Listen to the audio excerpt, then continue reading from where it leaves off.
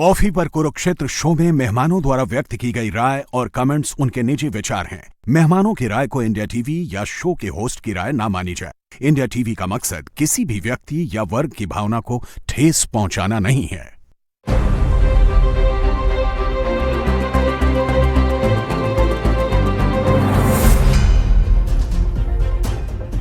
नमस्कार, बहुत बहुत स्वागत आप सभी का आपके प्रोग्राम कॉफी पर कुरुक्षेत्र में। मैं हूं सौरभ शर्मा, आपके साथ बातें खुलकर करते हैं, वो बताते हैं जो कोई और आपको नहीं बताता।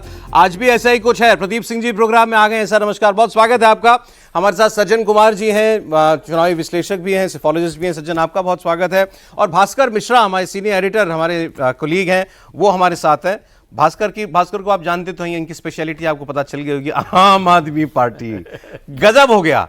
देखिए, पॉलिटिक्स में बड़े बड़े कारनामे देखे, बड़ी बड़ी घटनाएं देखी, सर ने तो जमाने से देखी, लेकिन ऐसा भी होता है, ये आज पता लगा।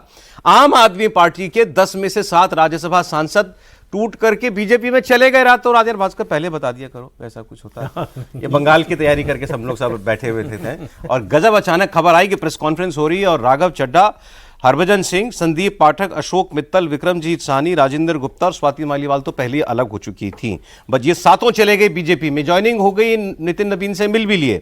बचे कौन? बचे संजय सिंह, नारायण दास गुप्ता मतलब एनडी गुप्ता जी और बलबीर सिंह सीचेवाल। ये 3 लोग छोड़ के बाकी 7 चले गए। 7 सांसद थे। गजब की बात, जब ये नाम लिस्ट हमने देखी, राघव चड्ढा का जाना कोई सरप्राइज नहीं बचा था। हम बात कर चुके हैं, इस प्रोग्राम में भी बात कर चुके थे। बाकियों को भी आप देखिए तो कोई ऐसा इनमें व्यक्ति आपको नहीं लिखेगा जिसके नाम पर बड़ा आश्चर्य हो, भाई चले गए।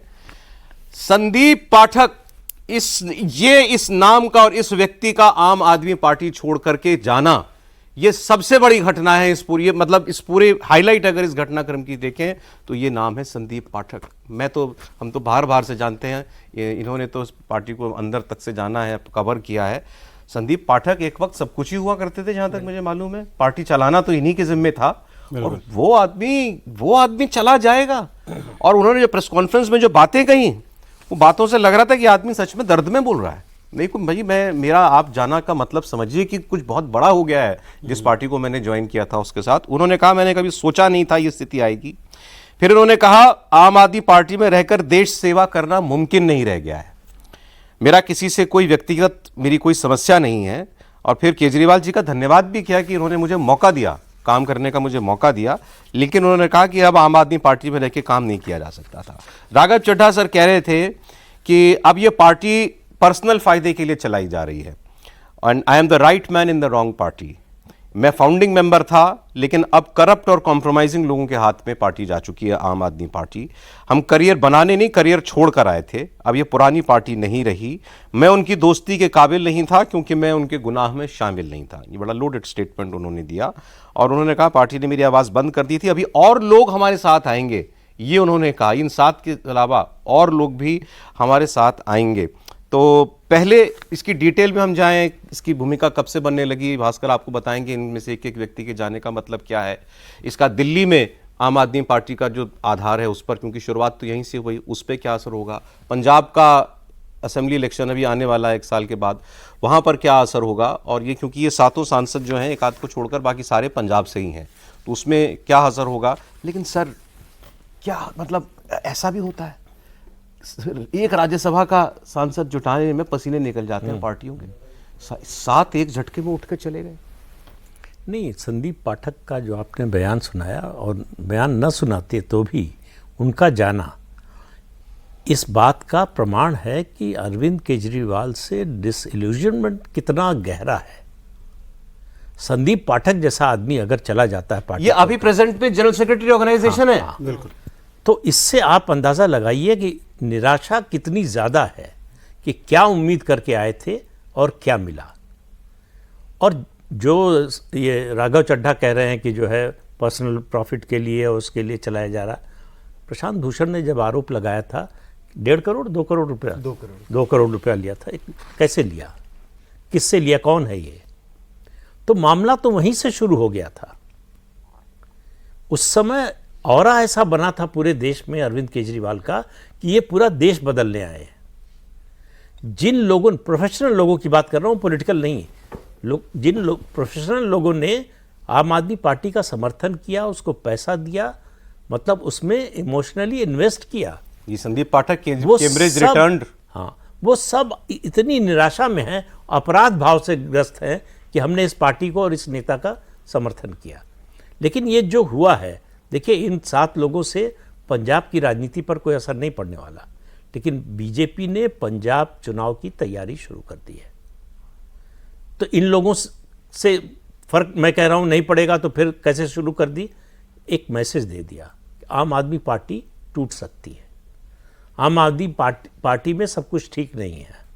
आम आदमी पार्टी के जो अरविंद केजरीवाल के सबसे करीबी लोग हैं, वो भी उनसे निराश हो चुके हैं। बिल्कुल, उनको भी उनसे उम्मीद नहीं रह गई है, तो पंजाब के लोगों को क्यों रहनी चाहिए? अच्छा, मैं एक सवाल पूछता हूं आपसे। आप करीबी लोग तो पहले भी बहुत छोड़ के गए अरविंद केजरीवाल को, भी हम नाम डिस्कस कर रहे थे। प्रशांत भूषण, उनके पिताजी शांति भूषण, प्रोफेसर की बहन आनंद कुमार जी, योगेंद्र यादव, कुमार विश्वास, बहुत लंबी लिस्ट है ये। लेकिन वो एक एक करके टूटना, वो भी चेहरे थे पार्टी के, और यूं एक धड़ा एक साथ जाना, उसमें क्या फंडामेंटल डिफरेंस क्या है? नहीं, फंडामेंटल डिफरेंस है कि अरविंद केजरीवाल की उस समय जो इमेज थी और आज जो है, उस समय अरविंद केजरीवाल पर कुछ नहीं जाता था कि ये लोग अरविंद केजरीवाल के खिलाफ हैं, षड्यंत्र कर रहे हैं, उनको कमज़ोर करना चाहते हैं, ये सब नैरेटिव चलता था। अरविंद केजरीवाल जिस दिन जेल चले गए शराब घोटाले में, तो उनका जो आभा मंडल था वो चकनाचूर हो गया। तो वो कट्टर ईमानदार से कट्टर बेईमान की छवि वाले हो गए। अब वो कुछ भी दावा करते रहे, दिल्ली के लोगों ने ये बता दिया कि उनकी बात पर उनको भरोसा नहीं है।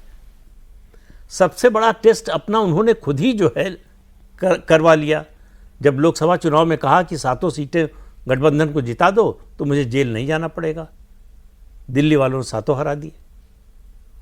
तो अरविंद के शीश महल का मुद्दा, ये सारे मुद्दे जो है, शराब घोटाला जी, सवाल ये है कि जो सत्ता में रहते हैं इस तरह के सारे धंधे करते हैं, कोई पार्टी इससे अछूती नहीं है। लेकिन हर पार्टी ऐसी चीज़ें एक्सपोज होने के बाद उससे कुछ सबक लेती है, कोर्स करेक्शन करने की कोशिश करती है। अरविंद केजरीवाल ने वो नहीं किया कि मेरे ऊपर लोग भरोसा करते हैं, मुझे ईमानदार समझते हैं, ये लोग कहते रहे ये खुद बेईमान है, इनकी बात पे कौन यकीन करेगा। ठीक। और वो धीरे धीरे होता होता आया कि लोगों ने भरोसा करना छोड़ दिया। अब लेकिन ये जो लोग गए, इनको तो ये बात सही है, जो मिला केजरीवाल से मिला, इनमें से कोई भी एक व्यक्ति ये क्लेम नहीं कर सकता कि वो कोई लोकसभा का चुनाव लड़ ले, विधानसभा का चुनाव लड़ ले तो जीत ही जाएगा। सबको सांसद बनाया, राज्यसभा का सांसद बनाना, उसमें एक वो होता है, मतलब उपाधि है भाई एक किस्म की, आप राज्यसभा सांसद हैं। राघव चड्ढा, हरभजन सिंह, संदीप पाठक, खुद संदीप पाठक ने, खैर राघव चड्ढा और संदीप पाठक ने बहुत काम भी किया पार्टी के लिए, ये भी नहीं कहा जा सकता। अब 2 इंटरेस्टिंग बातें मुझे भास्कर ने बताई। हरभजन सिंह चले गए, मनीष सिसोदिया इनके घर में रहते हैं, जो घर इनको मिला हुआ है उसमें मनीष सिसोदिया रहते हैं। अशोक मित्तल चले गए, इनके घर में केजरीवाल जी रहते थे, और वो घर शायद आज ही खाली किया। आज तक अरविंद केजरीवाल इनको जो सरकारी बंगला मिला हुआ था उसमें रहते थे। ये आप सोचिए, तो उनको पता ही नहीं चला कि ये हो रहा है उनकी पार्टी में। और देखिए, आम आदमी पार्टी को ये नहीं पता था कि 7 सांसद जा रहे हैं।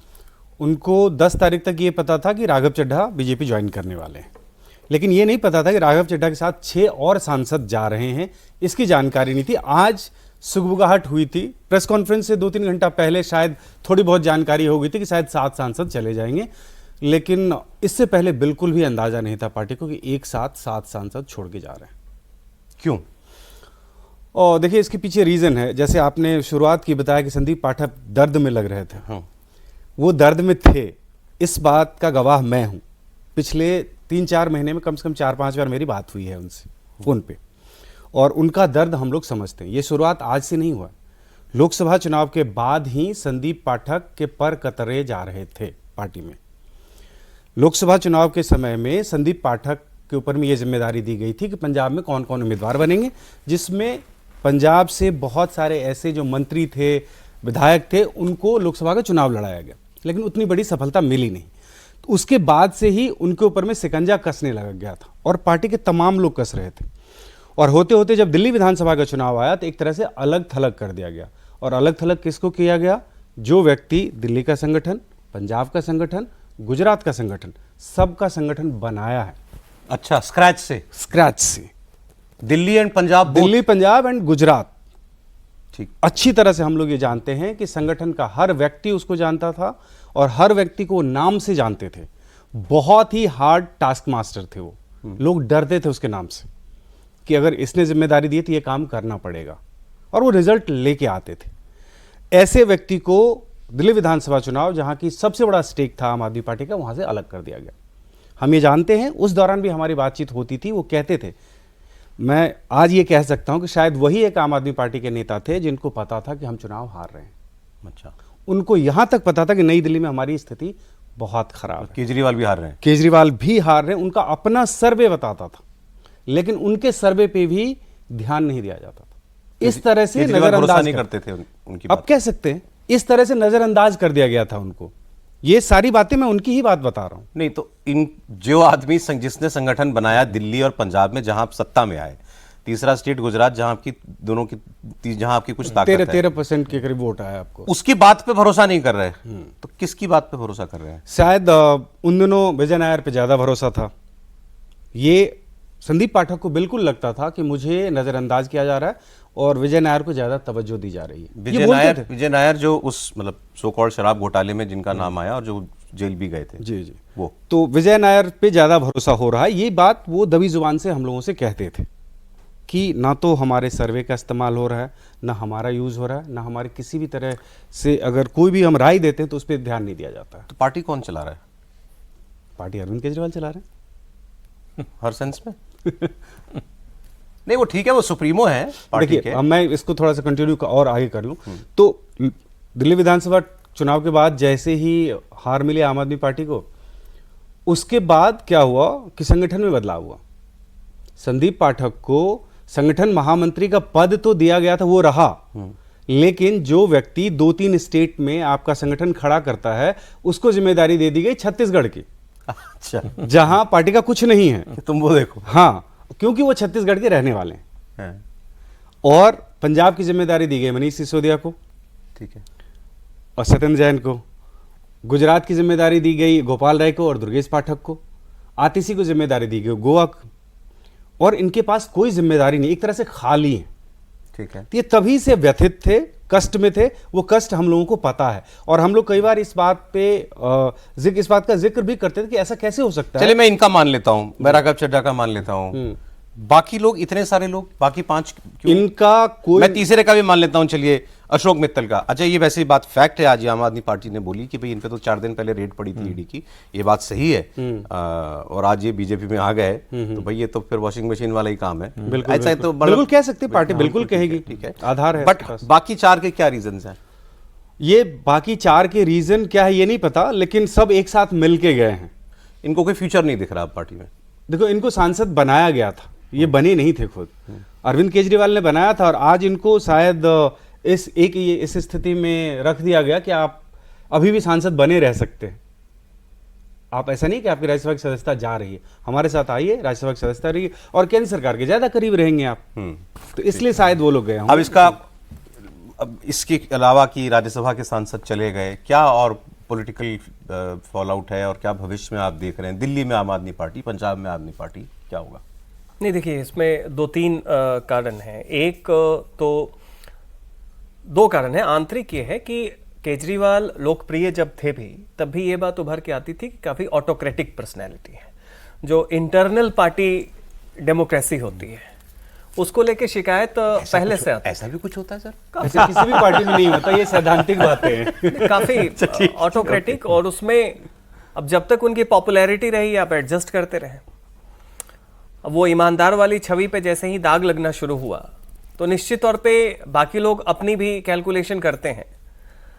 राघव चड्ढा का तो विधानसभा चुनाव के समय से ही ये चल रहा था कि वो लंदन में जाके आंखों का इलाज करवा रहे हैं, क्या करवा रहे हैं, तमाम तरह की बातें थी। लेकिन ये केवल राघव चड्ढा के बल पे वो अपने आप ये कर ले जाते, ये संभव नहीं है जब तक कि बीजेपी जिस पार्टी में शामिल हुए हैं, जब तक कि उधर से भी सहयोग न मिला हो।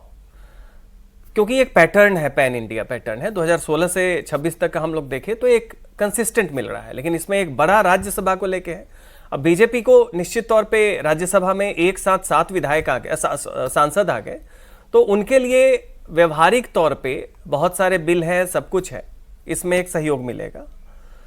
दूसरा, इसका क्या संदेश जाता है? संदेश, अभी सबसे पहले बंगाल में चुनाव है, तो अगर आम आदमी पार्टी टूट सकती है तो और भी बहुत कुछ हो सकता है।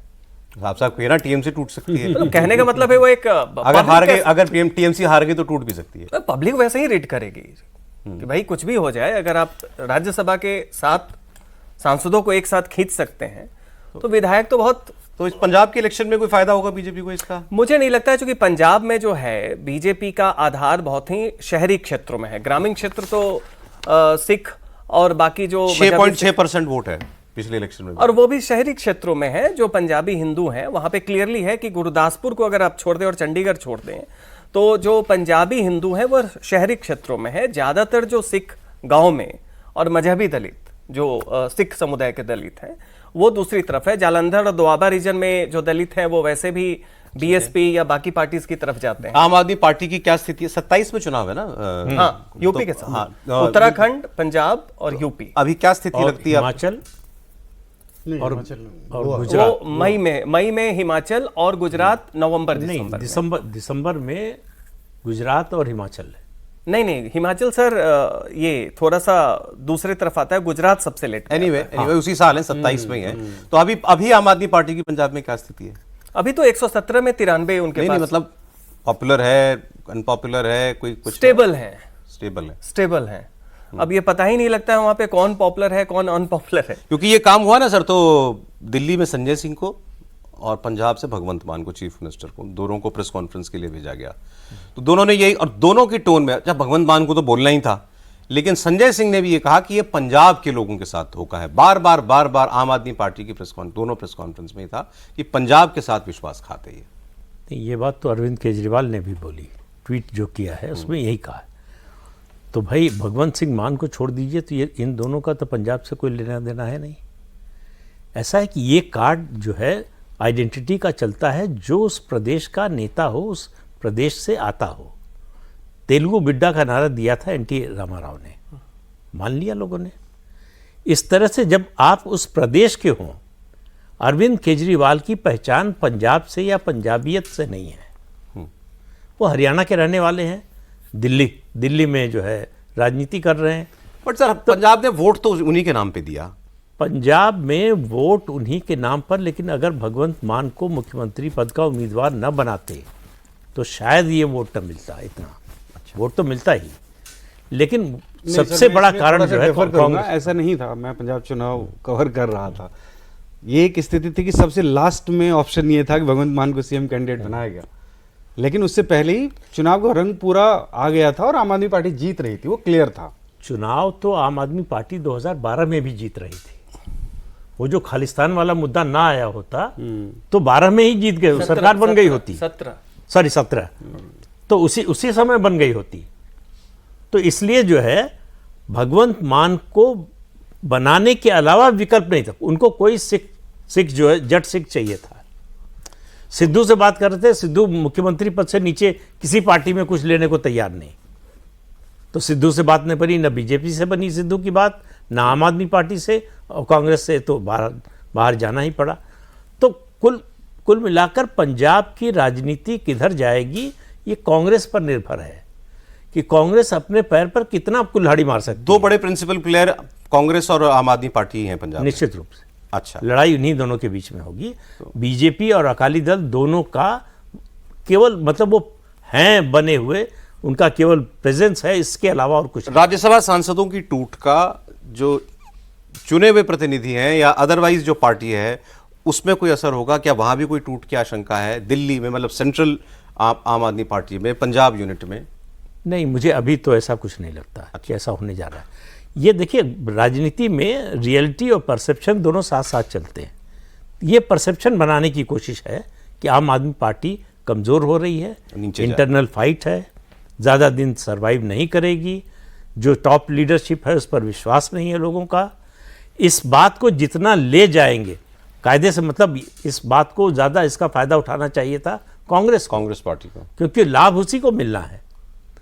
दिल्ली का चुनाव तो हो चुका है, अब तो 30 में होगा, तो लेकिन कांग्रेस पार्टी में पंजाब में कौन क्या है और दिल्ली से क्या होगा ये किसी को मालूम नहीं। बीजेपी को कुछ बहुत बड़ा मिल जाएगा इस सबसे पंजाब में? अभी जो स्थिति है उसमें तो दूर दूर तक नहीं लगता कि बीजेपी को कुछ मिल जाएगा, ना अकाली दल को कुछ मिलने वाला है। तो लड़ाई तो आम आदमी पार्टी और कांग्रेस के बीच ही होनी है। सवाल यह है कि कांग्रेस पार्टी क्या सत्ता में आने के लिए तैयार है? मतलब बीजेपी के प्रयासों का कांग्रेस क्या फायदा उठा पाएगी ये देखना होगा पंजाब के अंदर। इसमें एक छोटा पहलू ये भी है कि हालांकि शिरोमणि अकाली दल कमजोर है, लेकिन ये उनका आधार जो है वो आम आदमी पार्टी में गया, जो नीली पगड़ी वाले जो बिल्कुल सिख, हो सकता है कि एक छोटा आधार जो है फिर से वापसी हो जाए और पंजाब में खिचड़ी वाली संभावना बने। तो बीजेपी की वैसी तो कोई डायरेक्ट स्टेक नहीं है, लेकिन मान लीजिए न कांग्रेस, न आम आदमी पार्टी, न अकाली दल को आया और बीजेपी के पास मान लीजिए 5, 6, 7, 8 कुछ 10 के करीब आ गए, तो उस स्थिति में वो एक किंग मेकर बन सकते हैं। बताओ ना, पंजाब में जैसा आपने सबने कहा कि एक तो इलेक्शन अभी बहुत नजदीक नहीं है, दूसरा कि बीजेपी कोई बहुत बड़ी प्लेयर नहीं है, तो इसीलिए जो होना है उन्हीं के बीच में होना है। तो सर प्रिंसिपल सवाल तो ये है कि वो बंगाल वाला भी बचा है बात आपसे करना, टीएमसी का क्या होगा? अरविंद केजरीवाल को लोग क्यों छोड़ देते हैं? क्यों जो सबसे नजदीक रहा हो वो भी चला जाता है? नाम गिनाइए मुझे शुरुआत से आप, कौन कौन? प्रशांत भूषण, शांति भूषण, एडमिरल रामदास, योगेंद्र यादव, फिर उसके बाद अजय कुमार विश्वास, आशुतोष, प्रोफेसर आनंद कुमार, अजीत झा, ऐसे तमाम नाम है, बड़े नाम आप ले सकते हैं। क्यों? देखिए, दो चीज है। अरविंद केजरीवाल को शुरू से पता था कि अगर वो राजनीति कर रहे हैं तो सिर्फ आदर्शों पे चल के आप कहीं ना तो सरकार बना सकते हैं ना आपकी राजनीति चल सकती है। ये योगेंद्र यादव के साथ ऐसा ही हुआ था। इसी वजह से, या कि कुमार विश्वास के साथ, मैं तो नाम बता सकता हूँ किस एक विधायक की वजह से कुमार विश्वास और उसके बीच में लड़ाई की शुरुआत हुई थी। नरेश बालियान हुआ करते थे उत्तम नगर से, आम आदमी पार्टी के विधायक, उनकी वजह से शुरुआत हुई, कारण वो पहले बीजेपी में थे। तो ये लोगों को शुरू से ये लगता था कि हम एक आदर्श को लेके चल रहे हैं और उस आदर्श पे पार्टी बनाई है और उसी से हमें सत्ता मिलेगी, जो कि प्रैक्टिकली संभव नहीं है। अरविंद केजरीवाल प्रैक्टिकल थे। अरविंद केजरीवाल इस मामले में प्रैक्टिकल थे। उनका यह था कि हम अपने सिद्धांतों को तभी लागू कर सकते जब हम चुनाव जीतें। अगर राजनीति में आए हैं, कहीं चुनाव लड़ रहे हैं, अगर हम सरकार में नहीं आते, सत्ता में नहीं आते, तो हम अपने सिद्धांतों का क्या करेंगे? इस बात को लेके लड़ाई होती थी और बहुत सारे शुरुआत में लोग जो गए हैं उनको ये लगता था कि हम सिर्फ सिद्धांतों की बल पे जीतेंगे, पहली बात। दूसरी बात, बाद में सिर्फ बहुत सारे लोग ऐसे आए जो अति महत्वाकांक्षी भी थे। उनको ये लग रहा था कि संघर्ष के दिनों से हैं तो हमारी भूमिका और बड़ी होनी चाहिए समय के साथ। वो होता हुआ दिखाई नहीं दे रहा था उनको, तो इसलिए भी कुछ लोग छोड़ के गए। अभी का माहौल दूसरा है। अभी मैं भी सिर्फ एक संदीप पाठक की बात कर रहा हूं मैं।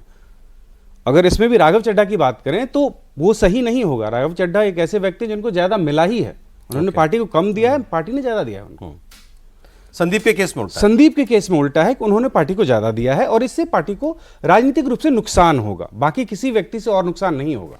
ना तो स्वाति मालीवाल नुकसान पहुंचा सकती है और ना ही हरभजन सिंह। हरभजन सिंह तो यहां तक था कि वो कहते थे कि मैं रैली नहीं कर सकता हूं, मैं खिलाड़ी हूं, हमारा एक कॉन्ट्रैक्ट होता है, हम जा नहीं सकते हैं, हम कोई एक आइडियोलॉजी को दिखा नहीं सकते। हाँ, आपने मुझे राज्यसभा का सदस्य बना दिया, अच्छी बात है, जहां आप बोलोगे मैं वोट कर लूंगा, उससे ज्यादा मेरे से कुछ नहीं होगा।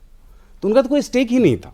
तो ऐसे व्यक्ति गए और बाकी दो राजनेता हैं, वो राजनेता है ही नहीं, बिजनेसमैन है। नहीं, बट राघव और संदीप का तो आपने बता ही दिया कितने क्रूशल और अहम आदमी थे।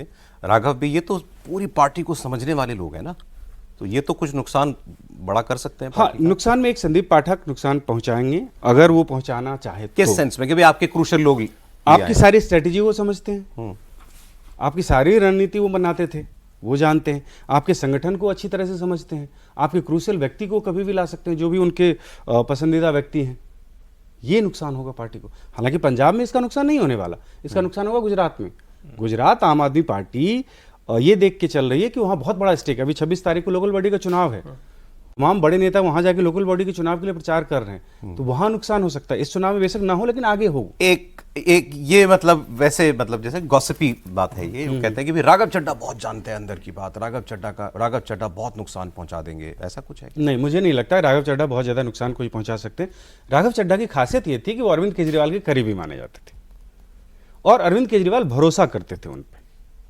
नहीं तो पार्टी के संगठन में बाकी कहीं कोई से नहीं था उनका, कभी से नहीं था। ओके। और पार्टी ऊपर से नीचे तो कोई उनसे तो खुश नहीं था। परसेप्शन के अलावा अगर कोई नुकसान पहुंचाने वाला व्यक्ति है तो वो संदीप पाठक, सिर्फ संदीप पाठक। मेन पाठक। पर क्यों छोड़ देते हैं केजरीवाल जी को लोग? नहीं, जब आपको अपने अलावा किसी पर भरोसा नहीं हो, आपके अंदर एक इनसिक्योरिटी का भाव हो, और ये ज़्यादातर वन मैन पार्टी में या वंशवादी पार्टियां जो होती हैं, आप बताइए जितनी भी वंशवादी पार्टियां हैं वहाँ परिवार के बाहर का कोई नेता क्यों नहीं उभरता है? क्यों कोई नंबर 2 की हैसियत में भी नहीं पहुँच पाता है? इनसिक्योरिटी कि हमको ये हमसे आगे ना निकल जाए। कांग्रेस पार्टी को देखिए, कितने लोग कांग्रेस छोड़कर गए इसलिए कि उनका कद काटा गया, उनके पंख कतरे खैर, गए अभी तो कि सर- राहुल गांधी के बराबर न पहुंच जाए, आगे ना निकल खैर जाए। अभी तो सर अरविंद केजरीवाल पर वंशवादी राजनीति का आरोप लगा भी नहीं सकते, उनके नहीं, बच्चे नहीं, राजनीति में नहीं है। हमने दो बातें कही, वंशवादी जनरेशन है, राजनीति हाँ। और वन मैन पार्टी। भाई नीतीश कुमार क्या है, वो तो वंशवादी राजनीति नहीं की उन्होंने। आ गया ना उनका नहीं नहीं, पुत्र आ गया। मतलब अभी तक तो कोई- हाँ, अभी तो उन्होंने कुछ किसी- किया नहीं, लेकिन कोई सेकंड लीडरशिप तैयार नहीं की। आप नवीन पटनायक को उड़ीसा में देख लीजिए, अभी परिवार के किसी को व्यक्ति को नहीं लाया। सर लेकिन एक बात है, मतलब ये जितने नाम अभी आप सबने गिनाए कि ये लोग छोड़ के गए या ये जो अब ये छोड़ के गए, ये गुमान में तो इनमें से कोई भी नहीं होगा ना कि मेरे नाम पे कोई वोट दे देगा। वोट तो सबको पता था केजरीवाल के नाम पे ही पड़ता है। बिल्कुल, तो दो तरह की बात होती है ना, एक इनसिक्योरिटी और दूसरा कि हम बॉस हैं ये मानकर चलिए। हाँ, ये क्यों? अगर आप बराबरी से बात करते हैं, दोस्त समझ लेना। हाँ, जैसे राहुल गांधी के बारे में कहा जाता है कि जिससे वो फर्स्ट नेम से बात न कर सके उससे बात नहीं करते हैं। तो अरविंद केजरीवाल से अरविंद कह के बात करने वाले जो लोग थे धीरे धीरे निकलते गए। राघव, इसमें मुझे सौरभ ये लग रहा है कि खासकर अभी जो लोग छोड़ के गए हैं, ज़्यादा बड़ा सिग्नल ये है कि उनको ये लगा कि छोड़ने के बावजूद भी हमारी सदस्यता बची रहेगी, इससे इन कोई लोगों को नुकसान ना, नहीं रहा। मैं एक्चुअली अब उस पर हो गए, वो तो हमने बात जो की और हमने। इसीलिए वो लोग, उनको पता है कि हम राजनीतिक रूप से नुकसान तो पहुंचा नहीं आप सकते। पार्टी में कौन है जो अरविंद केजरीवाल को अरविंद कह सकता है, क्या कहता है? कोई नहीं। मनीष भी नहीं? मनीष भी अरविंद नहीं कहते? शुरू से ही वो एक हाँ, मतलब रिस्पेक्ट से बोलते हैं, मैं सीधे अरविंद नहीं बोलते हैं, वो कुमार विश्वास ही बोलते थे। अच्छा, हाँ, नहीं तो शुरू से ही, ऐसा नहीं कि आज ये नहीं बोलते संदीप हैं। भी? नहीं, संदीप भी सर ही बोलते थे, सब सर बोलते हैं। सर। वही बात है जो आप कह रहे हैं। और ये शुरुआत से है, ऐसा नहीं है कि आज हुआ। मनीष भी शुरू से सर ऐसे ही रेस्पेक्ट से बोलते हैं। सर ऐसे एक अरविंद बात नहीं ये भी बोलते। तो है ना, मतलब इसमें भाई आपको नहीं दिख रहा फ्यूचर अपना ना, तब भी तो आप जो है कुछ कहीं कहीं और तभी तो आप जाएंगे ना। कि हम इसी हालत में रहेंगे, इससे बेहतर नहीं होने वाली है हमारी हालत। अभी जो बताया आपने कि जो है 10 तारीख को ये हो गया था कि राघव चड्ढा जा सकते हैं। तो अब अगर पॉलिटिकल दिमाग होता वहाँ पर तो वो सोचता कि अकेला कैसे जाएगा, इसकी मेंबरशिप चली जाएगी, तो इसका मतलब और लोग हो सकते हैं। और बीजेपी में जा रहा है तो ऐसा नहीं कि बीजेपी चुपचाप बैठी होगी, बीजेपी भी कुछ कर रही होगी। तो क्या जो लोग गए हैं इनसे संपर्क करने की, इनको टटोलने की, जानने की कोशिश कि भाई नाराज़गी है तो क्या है, क्या ऐसा भी हो सकता है कि आप छोड़ दें, ये सब इस तरह का पॉलिटिकल वर्क करने वाला इसका मतलब कोई नहीं था। इस गुमान में थे कि भाई अकेले जाएगा, मेंबरशिप खत्म हो जाएगी, हमने दी थी, खत्म हो जाएगी, मामला खत्म। 7 लोग चले जाएंगे, इसका मतलब आम आदमी पार्टी ने इसका अंदाजा नहीं लगाया। इसका लेगवर्क किसने किया होगा आपके हिसाब से? राघव ने? जाहिर है कि राघव सबसे उसमें जो है आगे थे, स्वाति मालीवाल भी होंगी, और संदीप पाठक का अगर इनको समर्थन मिला तो वो एक तरह से मुझे लगता है निर्णायक भूमिका उन्हीं की रही होगी। सबको जोड़, मतलब सबका विश्वास और बढ़ा होगा संदीप पाठक के जाने से। अब बताएं आप, उसमें कुछ लोग तो ये भी कह रहे हैं कि भाई लोगों ने शायद बंगाल के चुनाव का नतीजा 4 मई का देख लिया, इसमें लोग कह रहे हैं कि भाई बंगाल अगर टीएमसी भी हार जाती है तो ऐसा ही हश्र जो है कुछ टीएमसी का भी हो सकता है।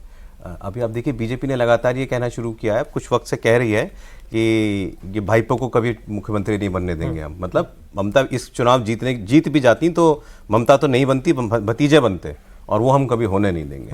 और भाईपो के बनने का मतलब है तो वहाँ तो दो गुट है ही।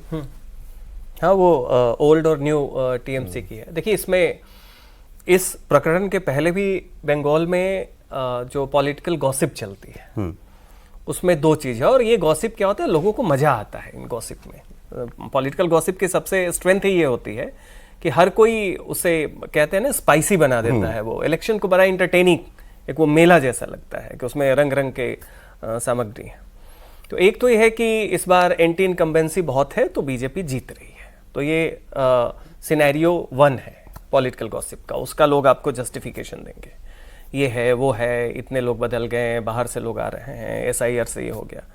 दूसरा जो आता है वो सिनेरियो 2 है, उसमें कहते हैं कि मान लीजिए बीजेपी, अगर ये कोई बीजेपी के लीडर नहीं कर रहे हैं, ये पब्लिक का अपना ये है कि चूक भी गई तो ये जो ऊपर के लोग हैं बीजेपी के, इनके दिमाग का जो एक असर है उसमें क्या होगा कि ये कुछ एक महीने के अंदर में पलट देंगे, टीएमसी टूट जाएगी। अच्छा, क्यों टूट जाएगी? ममता की उम्र हो चली है, अभिषेक से संभलने वाला नहीं है, इसके खिलाफ बहुत भ्रष्टाचार के हैं, तमाम तरह के कुछ हो सकते हैं, बहुत सारी सिनेरियो देते हैं। अब जब उस तरह का ऑलरेडी आपका एक पॉलिटिकल गॉसिप और कॉन्स्पिरेसी थियरी चल रहा हो और उसमें लोगों को बहुत चटकारों के साथ मजा आ रहा हो, इस तरह का जैसे ही प्रकरण होता है तो वो सीधा क्या होगा कि बंगाल में लोग बोलेंगे कि देखो 7 सांसद एक साथ आ गए, तो मतलब कि ये एक खेल शुरू हो चुका है। अब भले ही इसके पीछे बंगाल चुनाव से कुछ लेना देना नहीं हो, कोई वो संदर्भ नहीं हो, लेकिन लोग कयास जोड़ के निकालते हैं लोगों का। तो बंगाल में अगर आप देखें कि अगर डॉट्स को कनेक्ट करें तो होगा कि आम आदमी पार्टी टूटी। उसी तरीके से आप देखें असम में तो चुनाव के 2 महीने पहले वहां के प्रदेश अध्यक्ष थे भूपेन्द्र बोरा, वो छोड़ के आ गए।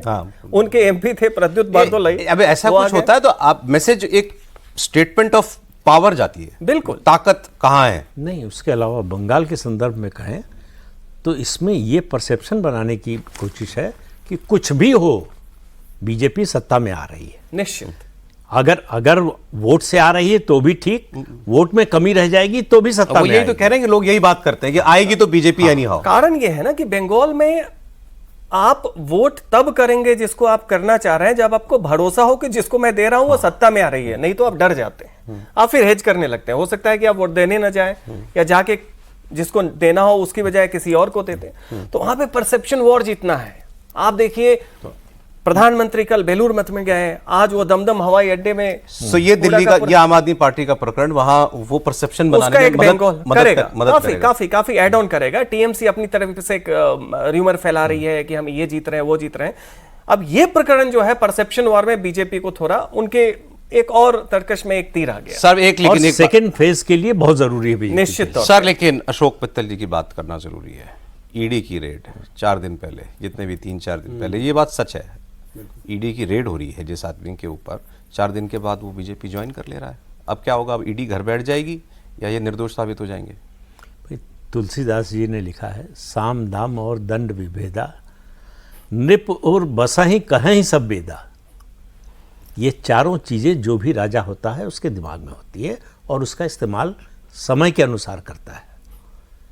तो बीजेपी इस फिलॉसफी में ऐसा लगता है कि विश्वास करती है और उस पर आचरण भी करती है।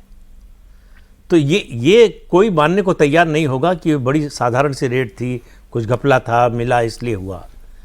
हो सकता है ऐसा हो, लेकिन कोई मानने को, आम पब्लिक से आप पूछेंगे तो कोई मानने को तैयार नहीं होगा। ये होगा कि प्रेशराइज किया गया, रेड इसलिए डाली गई कि दबाव में आए कि हमारे साथ आओगे बच जाओगे, नहीं आओगे तो फिर परेशान रहोगे। तो ये परसेप्शन तो जो है ये काफ़ी समय से बना हुआ, केवल इस रेड की वजह से नहीं, इससे पहले भी जो रेड हुई हैं उनके कारण भी बना हुआ। सवाल यह है कि ये बातें होंगी, ये जानते हुए ये किया गया कि लोग ये कहेंगे, तब भी ये किया गया। हाँ, क्योंकि मालूम है कि इसका कोई पॉलिटिकल नेगेटिव असर नहीं होगा। क्योंकि जिस पर दबाव आप डाल रहे हैं उसके खिलाफ कुछ है। मतलब वो पाक साफ ईमानदार आदमी के खिलाफ कीजिए तुरंत असर होगा। आप याद कीजिए शरद पवार वाला मामला, ईडी का सिर्फ नोटिस गया था जी, और शरद पवार ने पूरी बाजी पलट दी। तो परसेप्शन किसके बारे में कैसा है? ठीक है सर, चलें, लेकिन जो भी हुआ है हुआ गजब है, ये कहना पड़ेगा हमको। अब देखिए ये कहानी यहाँ से और आगे कहाँ तक जाती है। सर बहुत शुक्रिया प्रोग्राम में आए। प्रदीप जी आपका, भास्कर बहुत शुक्रिया आपका, सज्जन बहुत धन्यवाद आपका भी। आप देख रहे थे कॉफी पर कुरुक्षेत्र।